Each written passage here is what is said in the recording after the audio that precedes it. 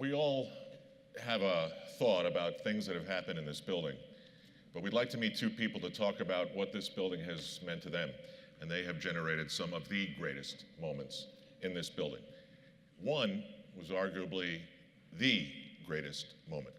The Knicks were playing in the NBA Finals in 1970, and this man got hurt in Game 5, and it looked as though he was not going to be able to come back and help the Knicks win their first NBA championship. But he limped out through the door that's about 50 feet from here in Game 7 to one of the loudest ovations ever heard in this building. He hit the first two shots, and that emotionally lifted the Knicks to one of the greatest wins that they've ever experienced. Ladies and gentlemen, the captain, Willis Reed.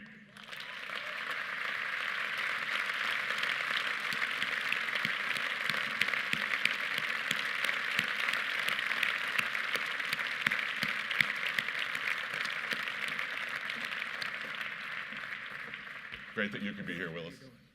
Our second guest played underneath this roof with tremendous pride. He grew up about 20 miles from here and learned to love the sport of tennis.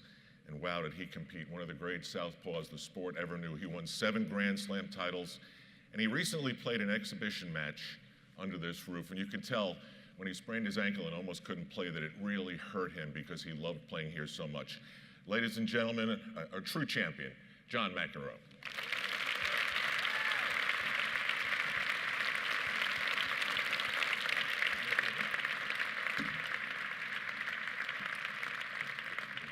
Dude, how are you, man? Great, doing great. Okay, so now where were you the night Willis limped onto the court? Well, I was glued to the TV at my house, but I was 10 years old, so I was a huge fan, and it was an incredible year because I thought that this happened a lot with the Knicks or the other New York sports that we win all the time. So obviously, growing up in the city and seeing what Willis did, I was left-handed, so Willis was my man. So it's good to see you, Willis. Good to see you again.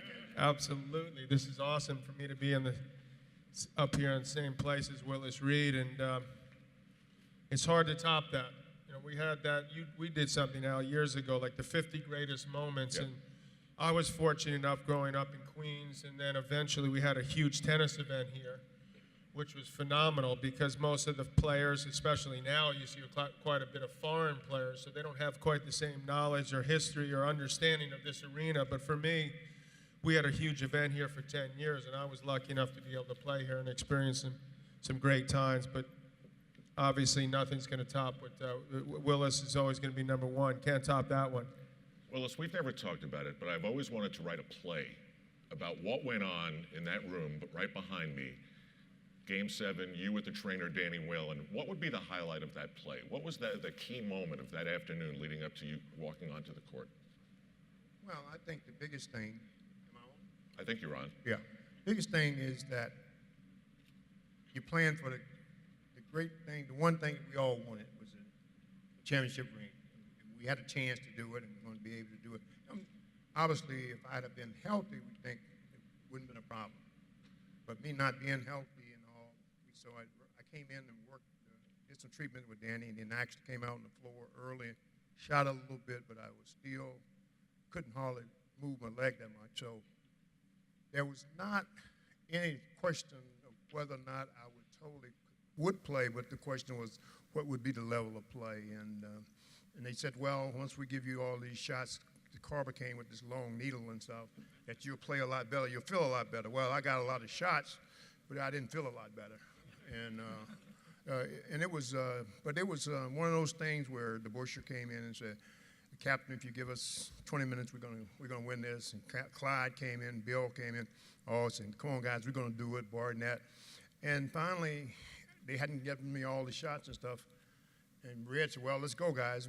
They had already delayed the game. So we got to go and we got to play the game. So everybody went out on the floor, and I was late coming out. And, well, it was a tough spot to be in. Come out late? Well, I tell everybody the plan was Red said, well, we'll go out first and everybody's won't see you, and then you come out a little later and everything, and you make your first 2 shots, and said that the Lakers will be so shocked that they won't know what happened. So you were just doing what you were told. Yeah. Okay. That's a better story, actually. Yeah, it is. Really. So John, you're a kid from Douglaston, and of course tennis was a much bigger deal here back in the days for the women and the men. Do you remember walking onto this floor right about where you're standing and sitting right now? Do you remember doing that for the first time? Of course, yeah. I mean, actually, the first time I ever beat one of my great rivals and nemesis, Jimmy Connors, was here in Madison Square Garden. He was too chicken to finish the match. It was 7-5, 3-love, and he retired. And I remember at first people were sorry to family and friends. He took away, you didn't really win. I said, the hell with that. I put my arms up like I'd won the NBA title or Stanley Cup. And that propelled me to getting, that was my first win over a top guy. And I played the late, great Arthur Ashe in the finals. And that is also almost as memorable for me because that's the only time, Al, in my career we're at 5-3 down, 40-15, double match point down against Arthur Ashe, who was the greatest and fairest guy that you would ever see on a tennis court. I got a good call. I got a call wide. I hit a serve wide to his forehand. He hit a winner. He swore to the day he died that he hit a winner up the line to win the match, and the ball was called out. That saved me from defeat, and I went on to win 7-5 in the third. You have an unbelievable So I have the memory. one time where I got the good call was here at Madison Square Garden. Willis, when the Rangers won the Stanley Cup and they got their rings, I asked Mark Messier, when you look at the ring, what do you see? And he said, I see a different movie every time. Now, you're not wearing your ring, but you have a couple. What movie rolls in your head when I say your time with the Knicks? What do you see? What are the images? Well, it's a struggle. I mean, when I came to the Knicks, we were not very good. We were in the top. Now I got the lottery draft where we had a pick at 1 and 10, which would have been 2 lottery picks. The first pick in the first round, which was Jim Barnes, and I was the first pick in the second round. So, but that was a building process. Eddie Donovan said, we're going to build a team. Red Holden was our scout at the time. He was the one who saw me play at Grambling. And we saw the building process go. And it went for a while. And I thought that we could see the progress starting around about 67, 68 during that time. And by 69, end of that 68, 69 season, we were there. And that was after we made the trade, obviously, for DeBusschere giving up Bellamy and Comize. John, other than tennis, what was your favorite moment here at Madison Square Garden? Well, I was here for some almost great Knick moments where they're trying to duplicate what Willis has done, almost there, and hopefully this year we'll get over the hump. I was right behind the ice at Game 7 of the Stanley Cup when they won after 54 years, so I would have to put that probably at the top of my list, non-tennis moments. And also, I was able to see one of my favorite band, Led Zeppelin, here in 1975. And my first concert I ever went to, Al, if you get this, I'll buy you 10 dinners. The first concert I ever went to at Madison Square Garden was who? 3 bands. Grand Funk Railroad, Crosby, Stills, Nash. Wet Willie, and Susie Quattro. You were never going to give me the dinners anyway.